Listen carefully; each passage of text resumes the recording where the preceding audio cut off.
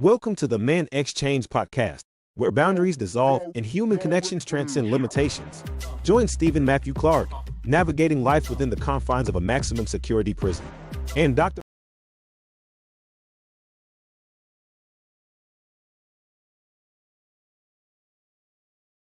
Welcome to the Man Exchange podcast.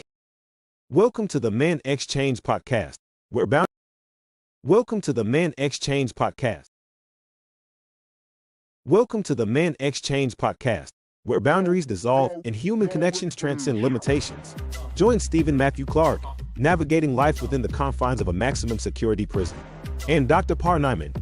This unique friendship is made possible by the progressive ethos of the main prison system, spearheaded by Commissioner Liberty and Warden Matthew Magnuson. In this extraordinary exchange, we will explore stories of hope, resilience, and the essence of manhood.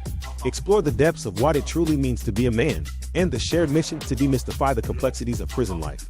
Join us for enlightening conversations that transcend physical barriers, offering insights into the human spirit and the transformative power of genuine connections. So get ready for an amazing conversation with two friends that are changing the narrative, showing the world we are all better than the worst choice we have ever made. And friendship is more than what we can get from a person. It is about what we can give. Ladies and gentlemen, I am so excited for today's podcast. We have a very, very special guest with us, Mr. Jon Freeman, a subject matter expert on spiral dynamics out of all things.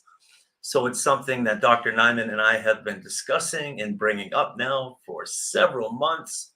So to have a subject matter expert on spiral dynamics here with us, it's mind-boggling. So grateful. So grateful that Mr. Freeman is here. And Mr. Freeman, welcome. Thank you for being here. It's my pleasure, and thank you for inviting me. And yes, hello, Stephen. Hello, Par. So good to see you, my dear friend. Par, welcome, my friend. Welcome. It's good to see you. Good to see you both. Yeah, thank you.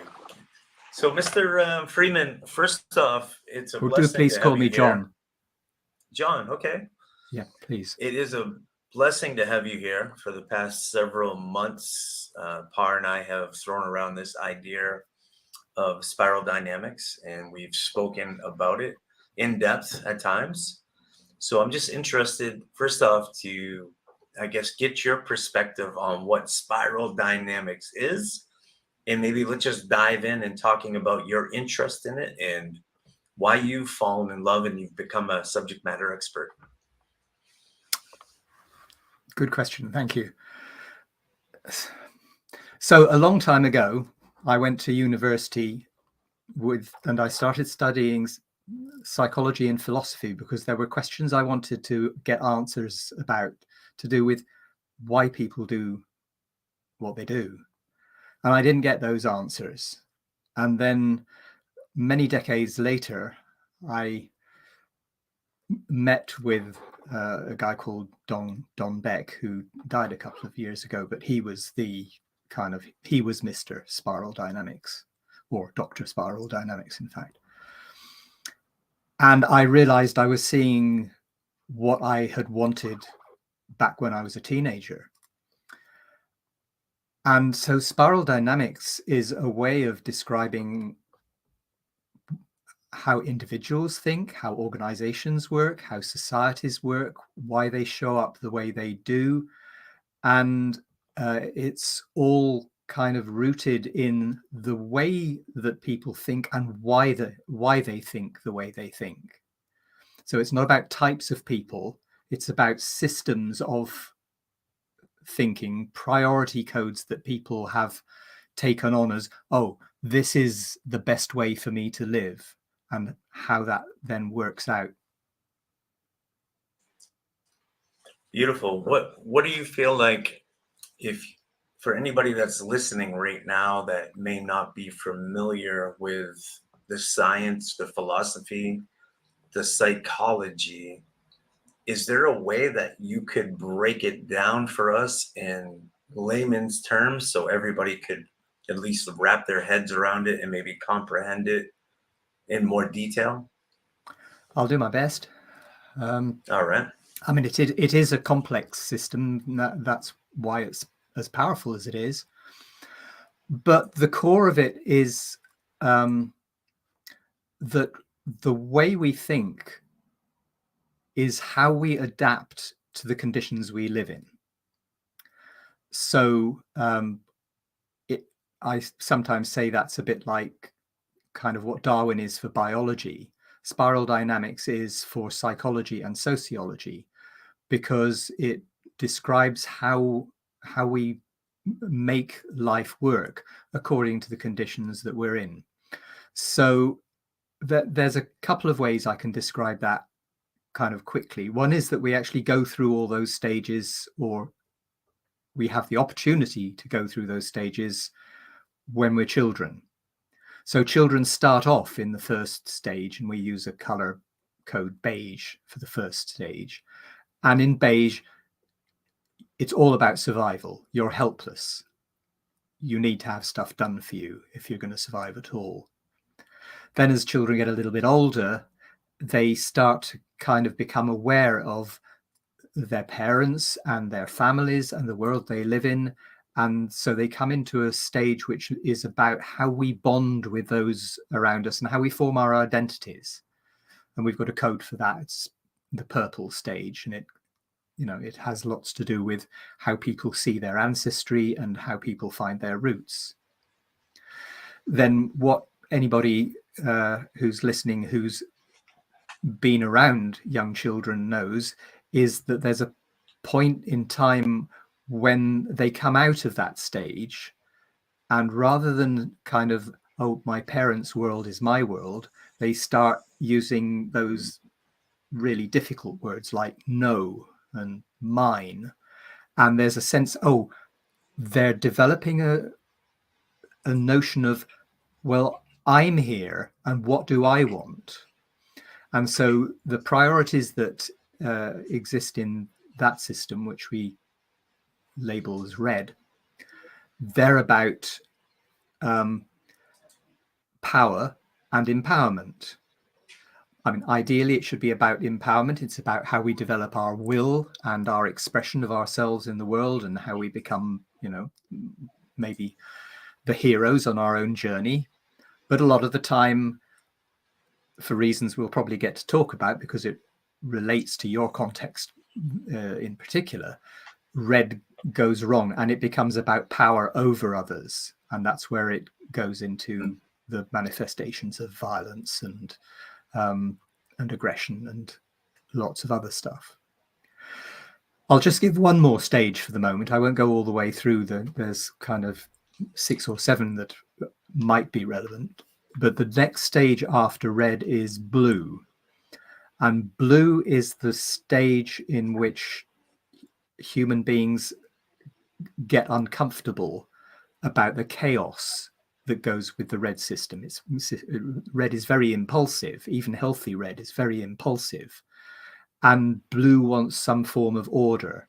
And blue is the stage of existence that it happens for children as they go from kindergarten into early grade school, and they understand the rules to live by. And its manifestation in the wider world are systems like religions, and maybe systems like communism. And they're ways of saying, this is how people should behave. So there's lots of rules and imposition of order. So all of these stages which we go through potentially as children, they show up in how society itself evolved. So I hope I've lost visibility of Stephen. I hope he's still with us. So beige is the stage of people in kind of simple survival bands who are maybe living in rainforests or roaming the savannas. And purple is the stage of tribes, and red is the stage of warlords. And so all of those stages of human evolution they show up in the history of how humanity is developed, from kind of small bands to towns and now to cities you need an ordering system if you want to have a large town or a city. Otherwise, you end up with chaos. So those are the sort of basic principles of what's going on inside spiral dynamics. Absolutely and positively fascinating, my friend. When I hear you speaking, I hear elements of Maslow's hierarchy of needs. I hear elements of levels of consciousness as well. And I also hear, and maybe I have this wrong, or maybe I don't, but Kirk Llewellyn, the behaviorist, said that behavior is a function of the person and the environment that they're in. So I also hear a little sprinkle of that in there. Dr. Par, do you have any questions for John before we ask him to throw in the slideshow?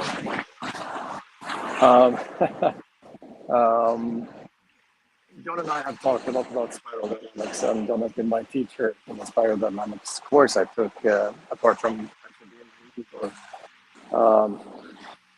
There's just so much more to say and explore around spiral dynamics. So at this point, I think I will give way for John to continue and lead us on this journey. And Beautiful.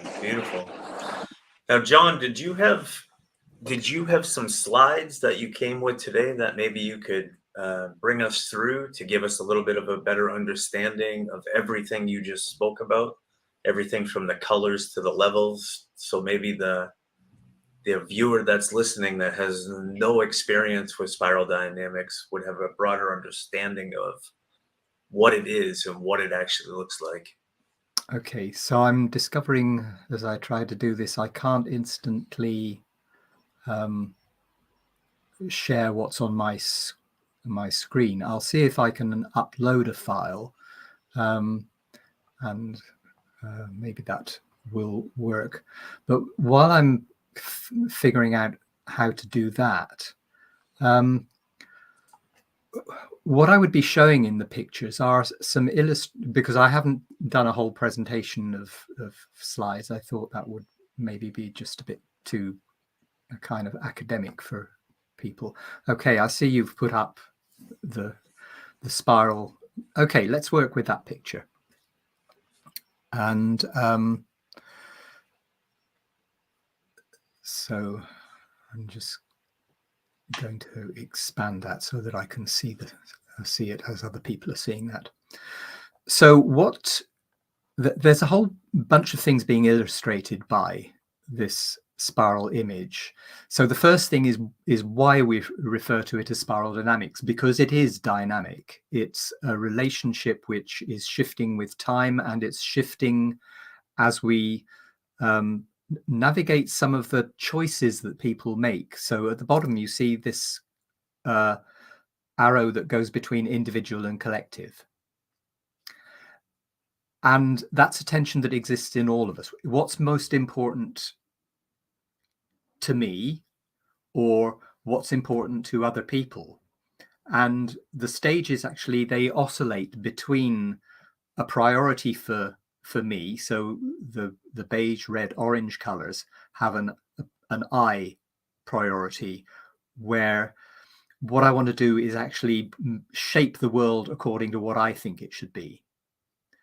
And then the others, the purple, the blue, and the green, I'm looking at, well, okay, what do I do to adjust myself, to shift who I am and how I react in order to fit in with something which is more collective? Am I making sense? And so there's all sorts of things that come out of that. So I kind of described before that this progression from hunter-gatherers through tribal settlements to warlord tribes, and then to the things which are described a little bit more in detail on this slide, which is the growth of towns and cities, where you get traders and you get companies and you get laws and systems, and you get hierarchies which are there's a hierarchy in red, but that's generally based on kind of who's the top dog. So that's a bit like like a mafia boss. Actually, there's some good examples in mafia stories of what shows up here. So in Blue, you get formal hierarchies. The guy who gets to be Pope, he isn't Pope because he kind of killed all the other candidates. He's Pope because he's put into the position, and it's the position that holds the power.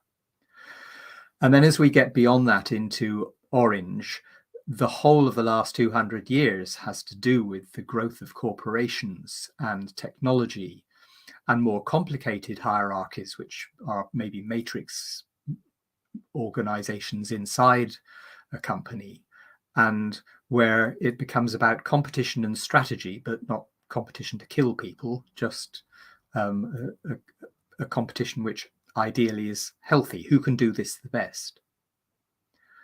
And beyond that, when we get to the green system, it's about something which is certainly visible in the world, about our response to globalization and the interest in becoming more human in the middle of this technological world, and how do we get more inclusive, and maybe more of a focus on fairness and care. So lots of stuff about equality. So all of those things are kind of present in this journey, and all of them, let me kind of say a little bit more about the mafia example. If you think of The Godfather, the story of The Godfather, a lot of that is the thread of what happens to Michael Corleone. And at the beginning, he doesn't actually want to be part of the organization. He's come out of the military, and he's got a sense of the value of order, and he doesn't want to be part of the chaos that is his father's world. And then a whole bunch of things happen where he's propelled into himself becoming the Don of the family. And you then get a whole journey of him and his family and trying to do what it takes for the family and the organization to survive, but to still have some sense he's going to pass something on to his children, and there's going to be a legacy and there's going to be a future. It's not all in the kind of the next day or the next week's horizon. And of course, that's the tragedy, that he never actually gets to do that, and everything conspires against him. But that is the story of the tension between red and blue, and it's a story which is kind of particularly relevant to the environment that you're talking about, where people grow up in an environment which demands of them that they find out how to be powerful and how not to be at the bottom of the pecking order. Oof. Yes. Much of the work that I do, and how Par and I we've met through an organization that brings forth David Cooperrider's Appreciative Inquiry. And it's really about building systems and building organizations. Par and I met I live in a maximum security prison. I've been here for the past 18 years, and everything you're talking about, I can see it within the system of mass incarceration. I can see exactly all the way up the spiral, and I can see this also representing transformation and growth in an individual. Could you break it down in context of somebody moving through the system of mass incarceration and utilize the spiral, breaking down the colors of an individual's transformation within a system? Is that possible? I'll do my best. I mean, I'm possibly not quite familiar enough with what it's like inside the system, but you'll be able to help me with that probably. I'd love to, yes. I mean, what I know, bearing in mind that I'm not even in America, I'm in the UK, and so what I know of the American prison system is what I see on Orange is the New Black, or on other kind of dramatizations. And there it makes a few things very clear. One is how the power hierarchies and the power dynamics work and how people kind of navigate that. Another is that there's a kind of, in theory, there's an option for people to develop. I mean, even if you go back to stories like, you know, the Birdman of Alcatraz, there's the possibility for people to find a way in which they live inside the system where they develop their own form of order. And I'm imagining that that's what you've done through your education. You've developed a form of order, and you've managed your relationships and your connections with the hierarchies in the system through that. So you've done certainly that red-blue journey. And even when I talked about Michael Corleone, it's not insignificant that his journey, he learned about the value of blue because he'd been in the military. Mm-hmm. So if you have young people, you know, the ones who might be in the environments where they're going to get pulled into gangs or criminal behavior, one of the things that's really good to introduce into those environments are martial arts, because they learn a discipline. They learn things about self-control and kind of mastering their own impulses. So what we're typically looking for when we want to help people find their own journey is, well, how do we create the conditions for them to experience the benefit of the blue system and for it to be viable for them to survive from a blue way of thinking instead of having to survive from a red way of thinking. Oh, that's wonderful. That's beautiful. Yeah. So moving up, let me just see if I have this correct and see if I'm comprehending it myself, because sometimes I have a really thick skull on me. So it's really about survival, almost similar to Maslow's hierarchy of needs, your physiological needs. And then it turns into security, more of tradition. And then it comes up into the blue, which is energy and strength, developing the power. And then the next level is more of the order, conforming to what's happening. And then the next level would be experiencing some transformation, some level of success, having a sense of enlightenment, meaning, so let me just break it down in terms of prison. I got to prison, and let me just, in terms of the very bottom of the spiral here, I'm in survival mode. I'm in that fight, flight, freeze mode. I just need to survive and do whatever it takes to get through the process, right? Mm-hmm. And then after being here for a period of time, the red, I start developing a sense of security. I start understanding the ropes a little bit. I start understanding the administration a little bit more. I start understanding the way this place functions. I understand my peers. I know that it's not like the movies. Everything that you've seen, I believed it too. Believe me. I believe that I believe the movies like Prison with Shawshank Redemption. But what I'm learning is red would be I'm actually gaining more security and more of a sense of belonging in the system. Now it transitions up into the blue, where I'm getting my energy and my strength, my power, and that comes from educating myself. Some people do it by going into the gym and bullying people with that mindset.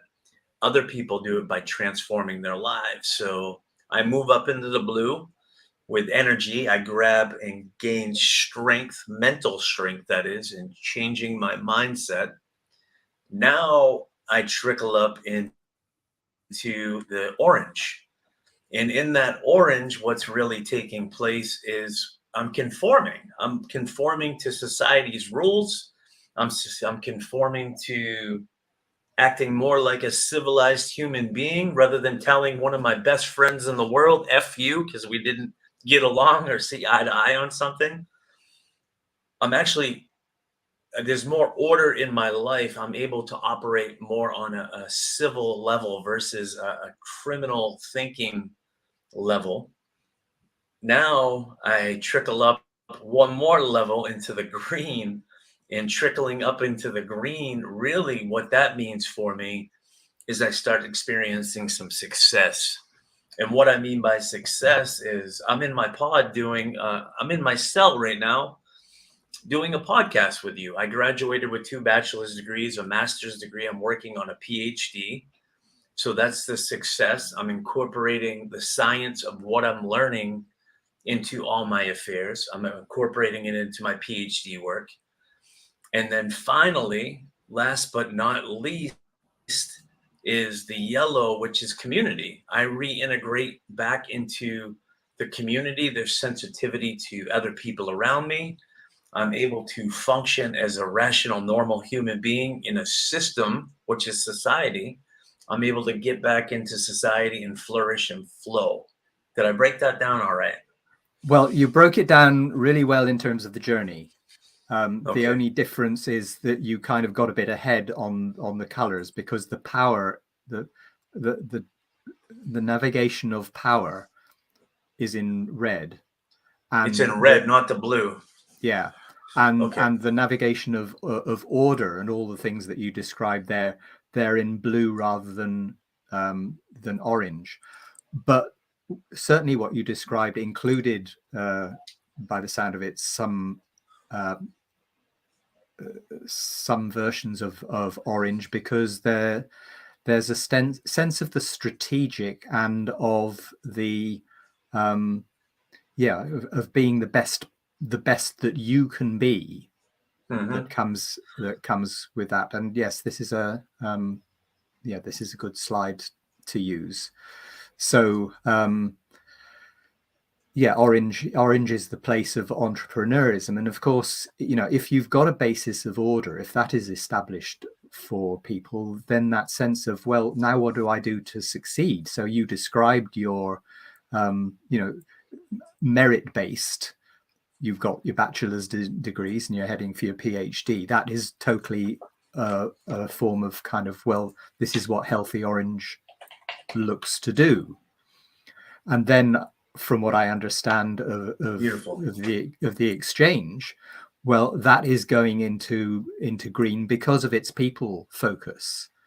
And what would social justice look like if it didn't look like the mess that it typically looks like when you've actually got a system which is run by unhealthy orange? Because unhealthy orange is only concerned about, well, what's going to make us the most money. It doesn't care about the people.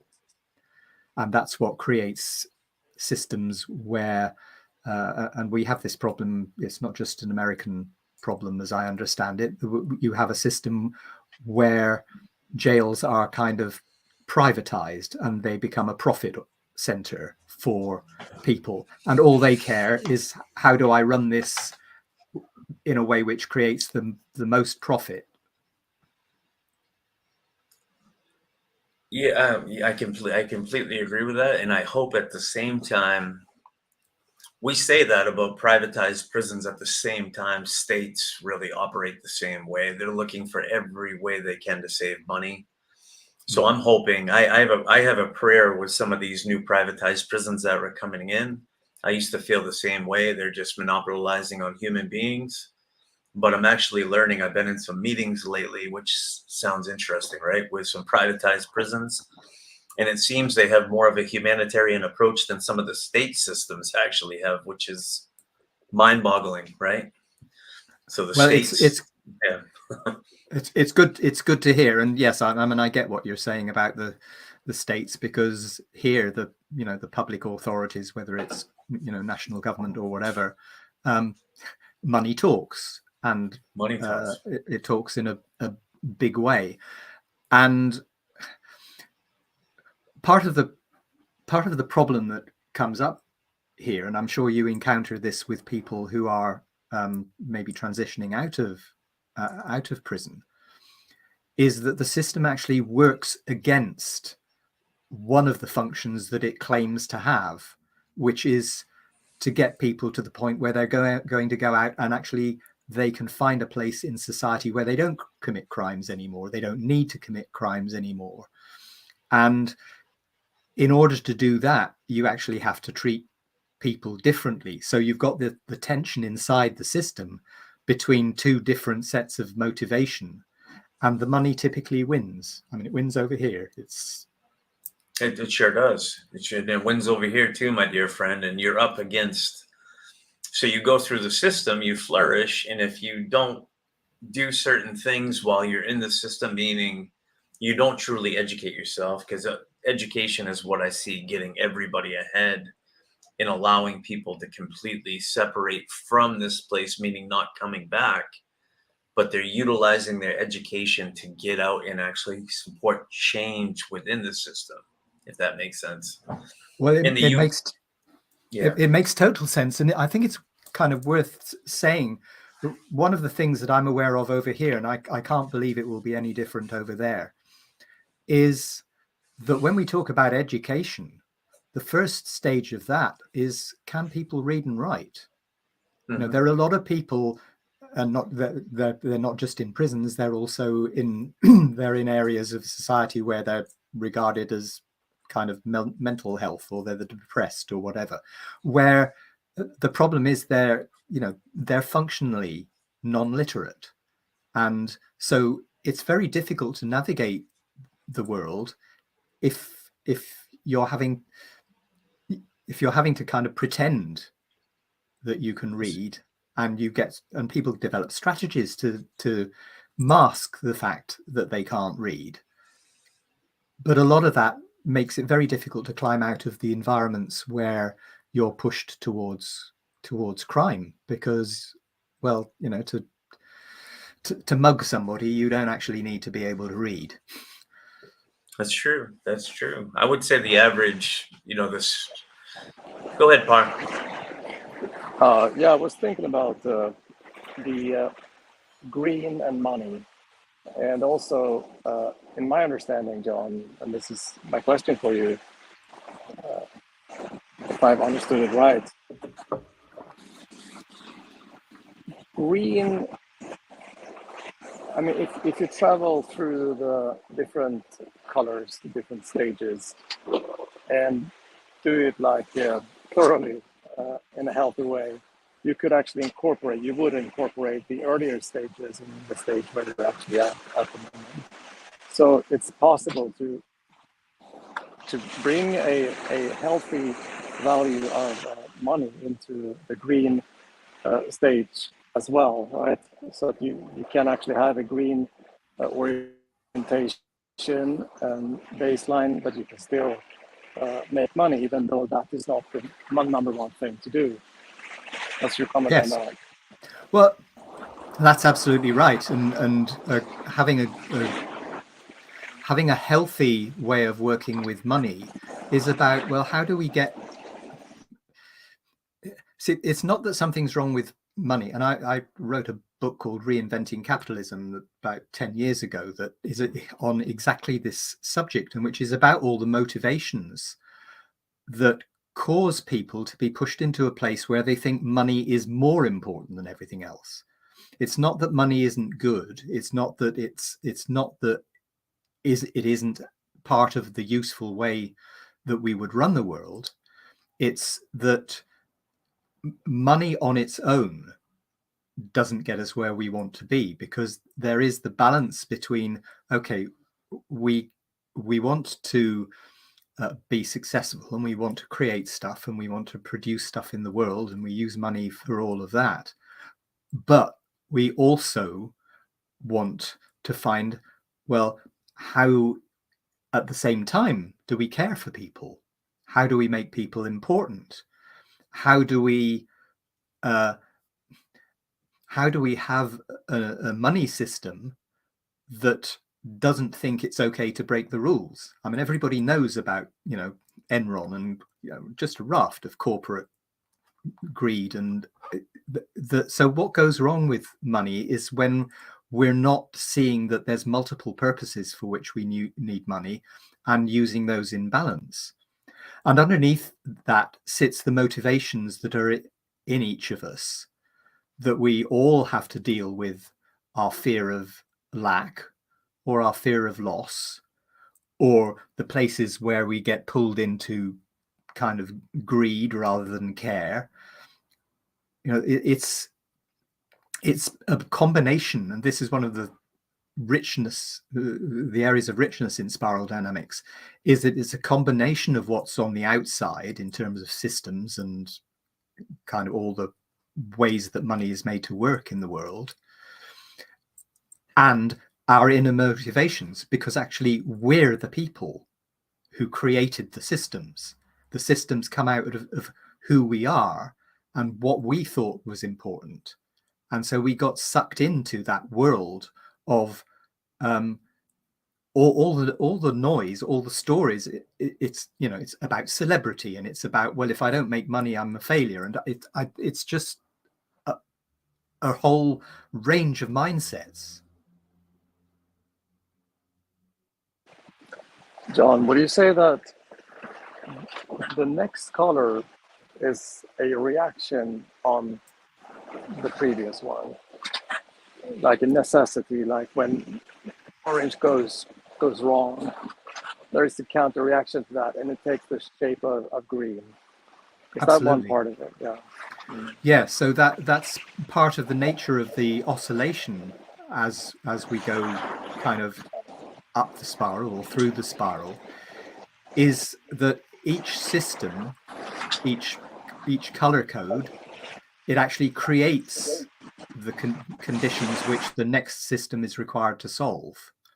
So because orange has such a focus on things and not enough of a focus on people, and because it's so being the best I can be, it's natural that what comes out of that is the green system and a rebalancing towards, okay, well, what's necessary for us in the middle of that? How do we create harmony?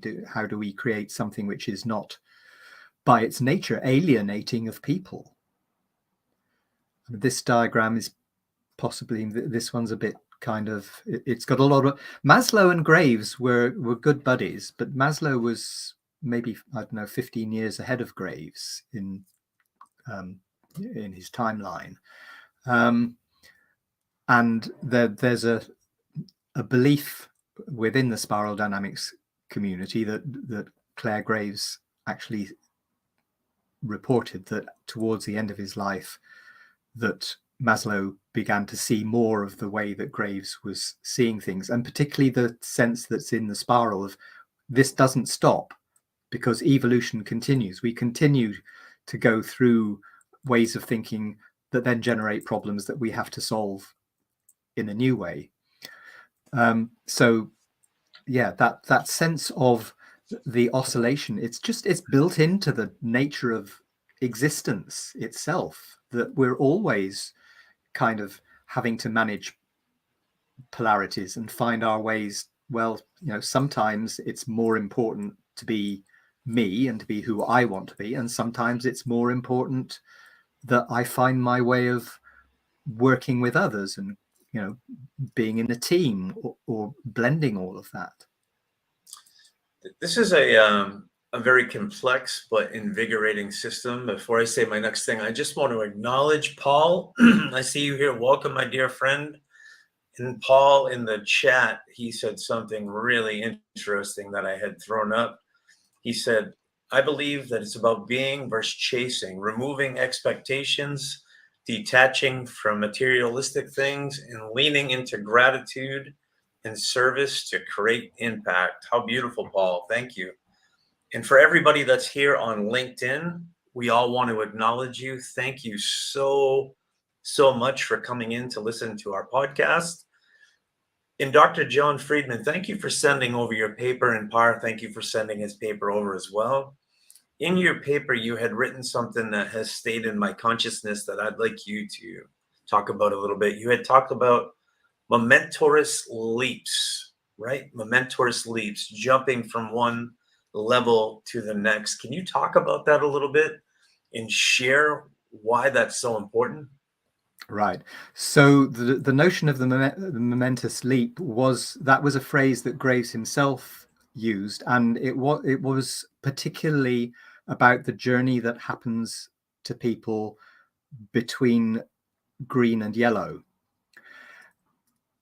Every stage that we've talked about so far has greater complexity than the one before, and it has greater kind of bandwidth and ability to see bigger pictures than the one before. But by the time we get to green, and this is the condition that people, I think, will recognize when I describe it of how the world currently is, what we get is that the complexity has been magnified by the speed of change, by the interaction of a lot of different pressures. So, we're looking at climate change, and we're looking at breakdown of ecosystems, and we're looking at economic fragility, that we could easily be on the edge of going through another 2008. And all of these things are happening at the same time and at high speed. And we can't manage that complexity with the ways that we've thought in the past. So there's a famous phrase that Einstein uses, it gets quoted all the time, about you can't solve the problems using the thinking systems that created them. And that's the situation where we are between green and yellow. But it's kind of bigger between green and yellow, because there are so many things that are normal to the way that we think, which are part of our education and part of our upbringing, that have a lot to do with cause and effect and finding a right solution, rather than being able to navigate the tensions that may exist in the world between kind of different parts of the solution. So we go into right and wrong mode instead of kind of both and ways of thinking. So the leap between green and yellow is one of we don't just progress, we have to integrate everything that's gone before, and we potentially have to reevaluate, well, what does order mean to us now? Because we had an ordering system that developed just in order to manage the chaos of red. But what now we need an ordering system that's going to support the commercial strategies of orange, but without being so restrictive that orange is always motivated to undermine it, which is what we've seen in the histories of the corporate corruption that that we know about. So all of those things, we actually have to reframe the process, and this affects everything. It will affect the way that we look at social justice. It has to affect the way that we look at, well, what are prisons contributing to our society, and what would we do if we actually want that to be functional in a way that currently it's failing to be. John, I have a question for you. Mm-hmm.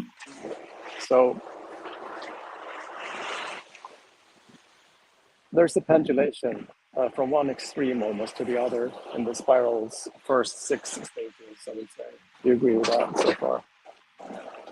Yeah, it does oscillate between, and often it will go into the extreme of that is oscillation. Yeah, that's what I meant. And I also see that there is tension between the different value systems, where one value system have disapproval against the other. And I'm wondering, like, in the next tier, where yellow has, which yellow is the start of, it seems for me like intuitively that there's less tension there because there is no antagonism between the different systems, that they are incorporated, they're like integrated in another way. And I'm get the sense that that would be like the that's what's necessary for actual peace, basically. That kind of true understanding and integration of different levels. What's your reflection on that? Well, yes, that's a good description. That yes, we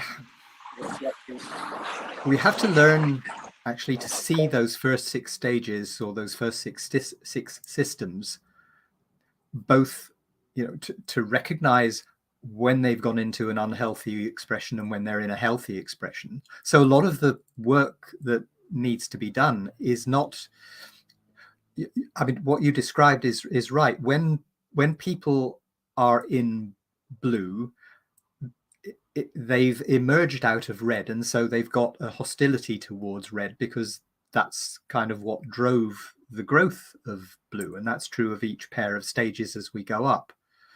But what we now have to do is look back and recognize, well, if we don't have red, then we don't have healthy red. And if we don't have healthy red, we don't have the people who have the drive, the inner determination to express something that they can see can be done in the world.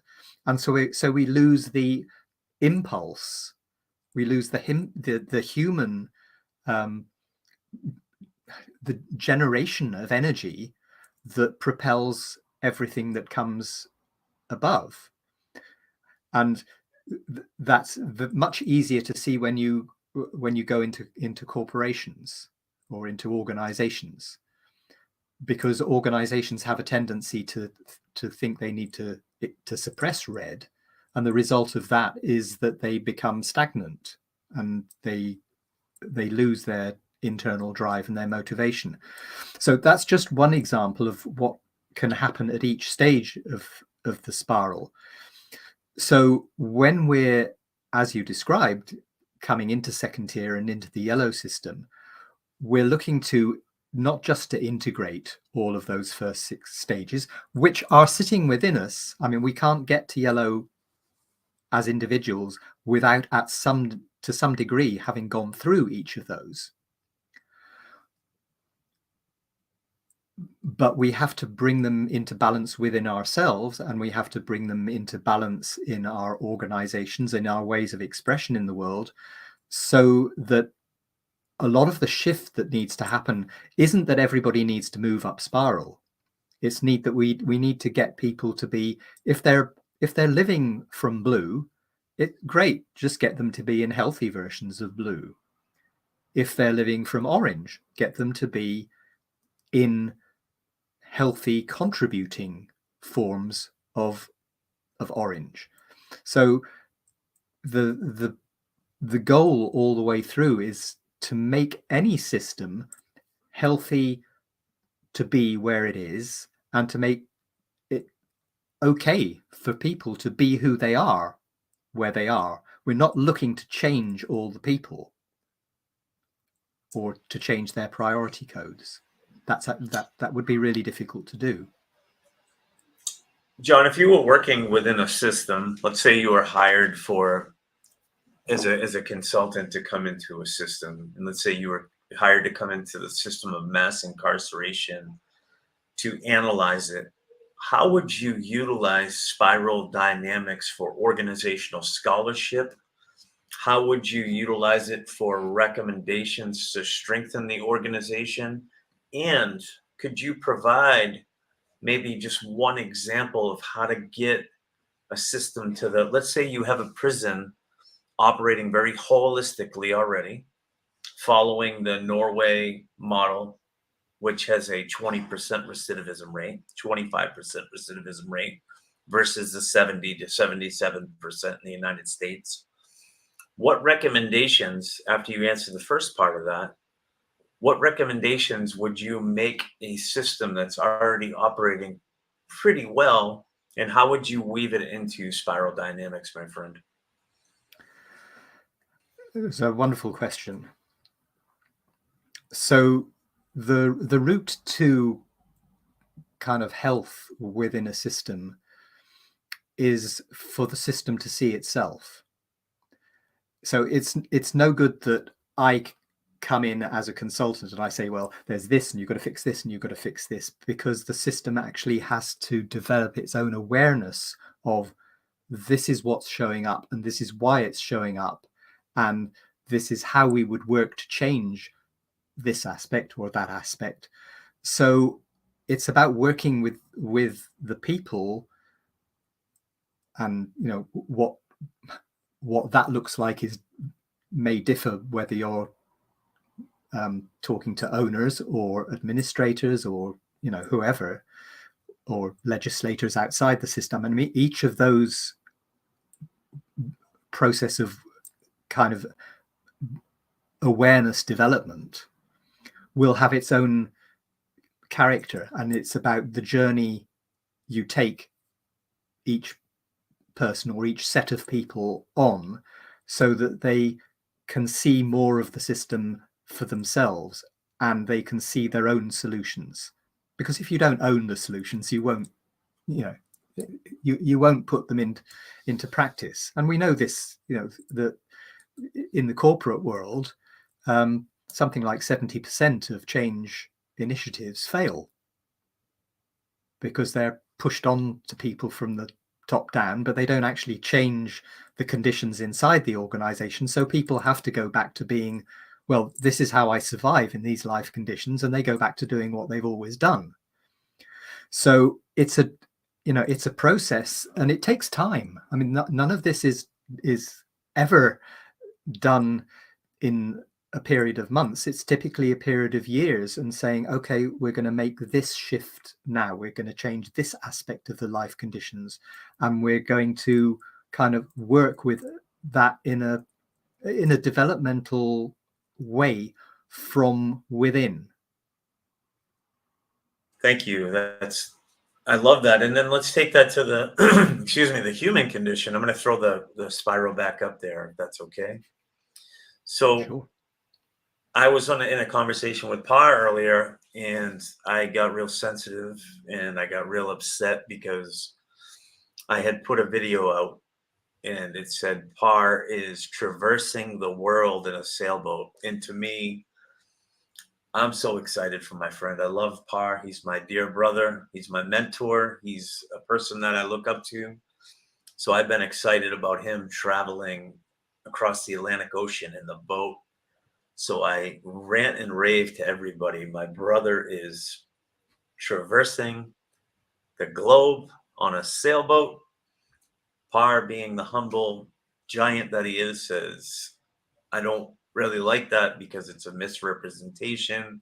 It makes it sound like I'm traveling the whole world, when really I just hijacked and I was hitchhiking and I jumped on a boat. And for me in the past, I was triggered. I would have said, you effer, and would have, my emotional intelligence wasn't developed in the past where I could even set through something like that. And I still had a difficult time because last night I stayed up making that little video that you saw for like 5 hours. I was up to like 3 a.m. doing that. And I thought he would receive it really well, but he didn't. So I got sensitive. And I'm looking at the spiral there. And what I see is where you said the red is about the control, right? Yes. And the blue is more what, John? Well, blue is about systems of order. So any of those systems actually can generate control, but they generate control from a different place.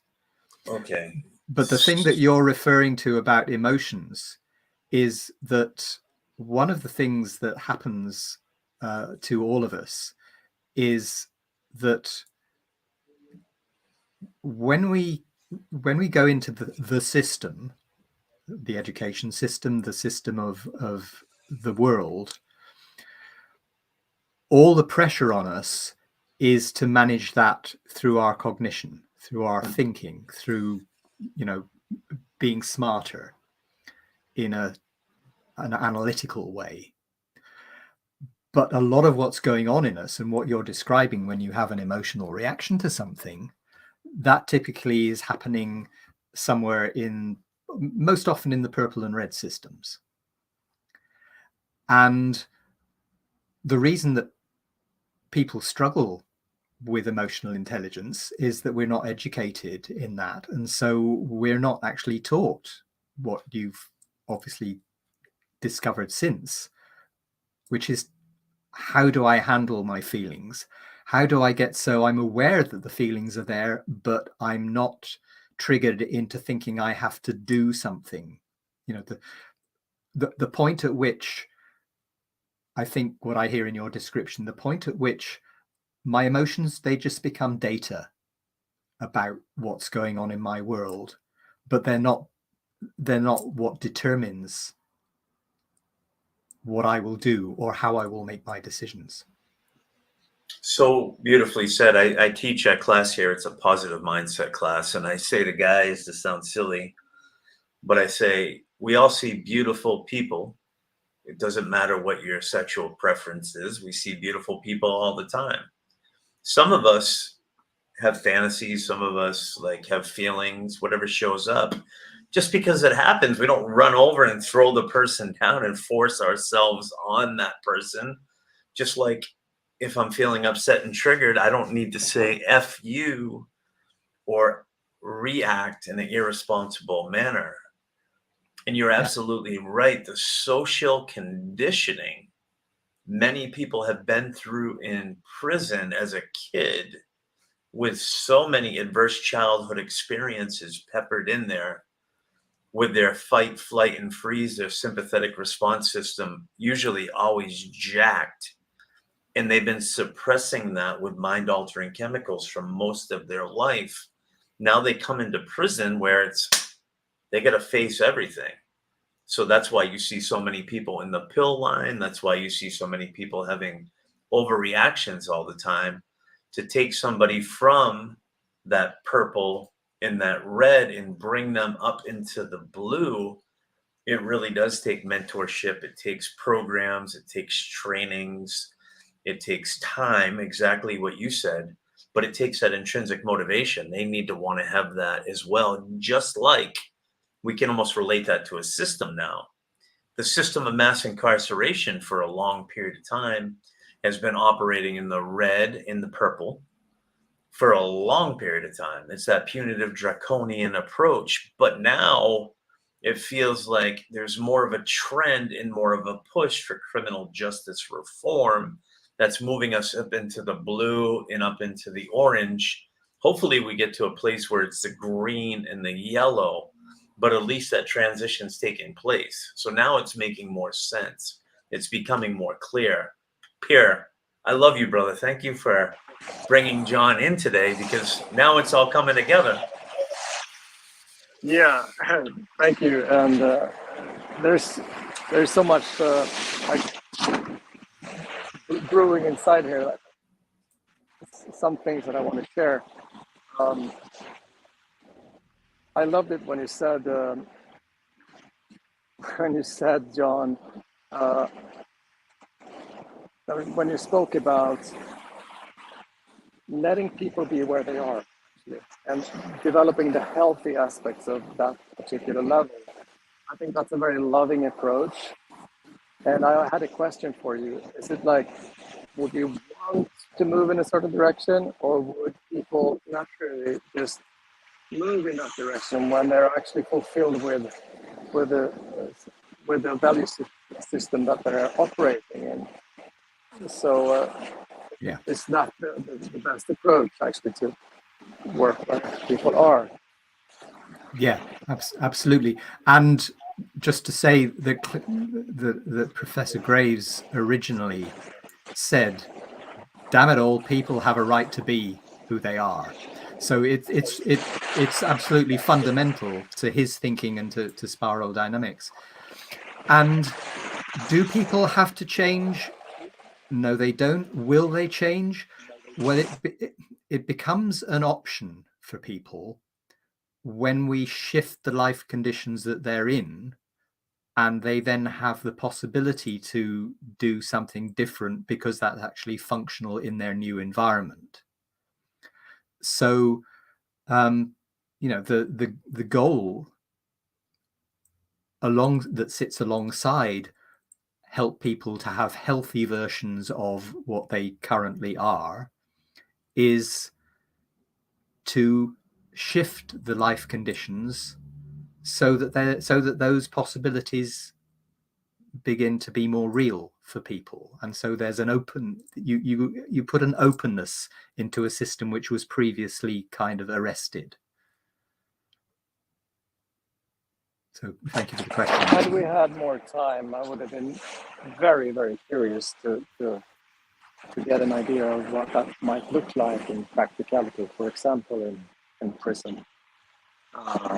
And I also must say that for me, spiral dynamics has been a healing part of my healing journey, actually, to understand other people and myself, why I'm operating like I do, and other people as well. And it has created a lot of peace in me, and also the understanding that you have brought about how it affects me at a deep psychological level when I look back and see my upbringing and what worked out well in the different stages and what was maybe not working out so well, so I can work on those spots, actually. So that's been very helpful. I can recommend this to anybody who's interested both in personal, like, healing journeys or development, but also organizational. Yeah, thank you, Par. I mean, and it's very much, it's part of the human condition. It's, every human being has a version of that inner journey, and we all have the places where we freeze up or where something triggers us. I haven't yet met an exception to that. I mean, probably people who've done a lot of work, the Dalai Lama is probably an exception, but he's at the end of the journey. The reality is that we're all in that. This is a human thing, and yes, of course, there's particular aspects of that, or particular ways that shows up in a prison context or in other contexts. It develops its own culture and its own flavor. But underneath all of that, it's a human thing. Underneath all that, it's a human thing. That's well said. Jon Freeman, if you had 2 minutes to share with the world the importance of spiral dynamics and why we should all start considering it, what would your message be? Ooh. No pressure. Wonderful question. Yeah. Well, I kind of hope that some of that has revealed itself in what I've been saying. It's this sense that we have the potential, if we choose, to see ourselves and to see the world in a more rich and nuanced way than we have in the past. And we have the potential to see it outside of the box that our educational system or our society has chosen to put everything in, and to say, well, this is how it is and this is how to see it. And you turn on your TV or you read a blog, and the richness for me of spiral dynamics is to say, oh, there's this and there's this and there's this going on, and I could see this little bit of myself in a way that I've never seen it before. And that's what's transformational.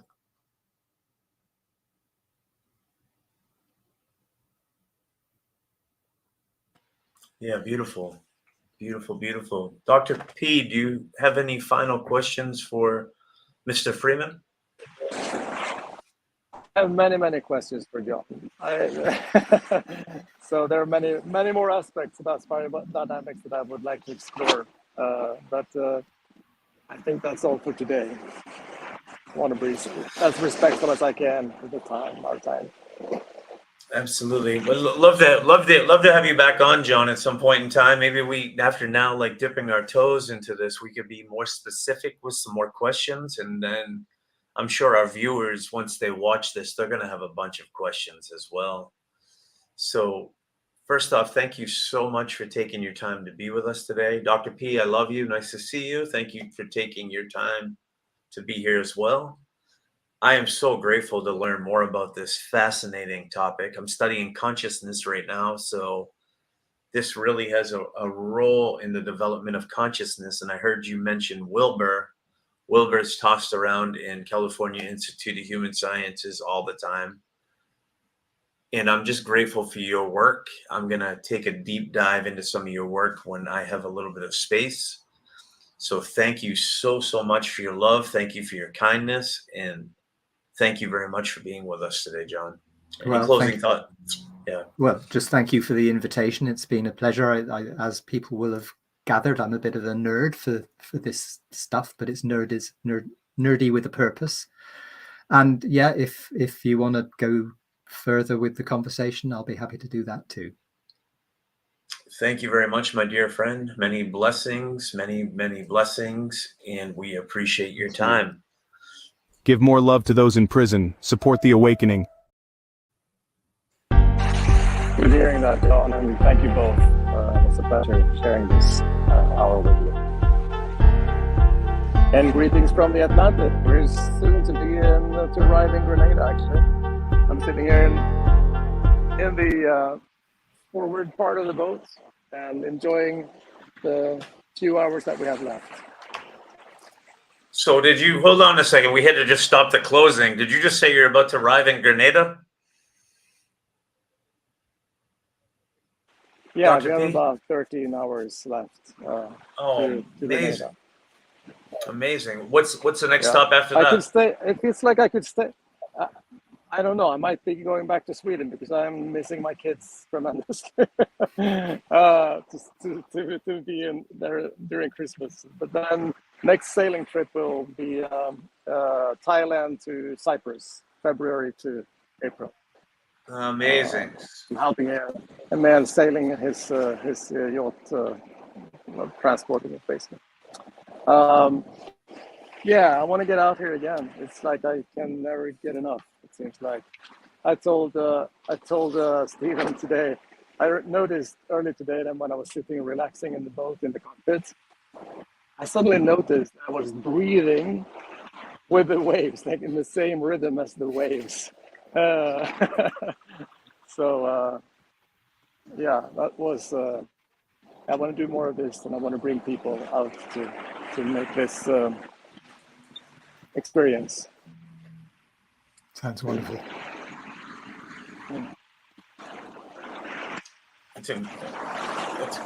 Yeah, Dr. P, that's absolutely and positively incredible.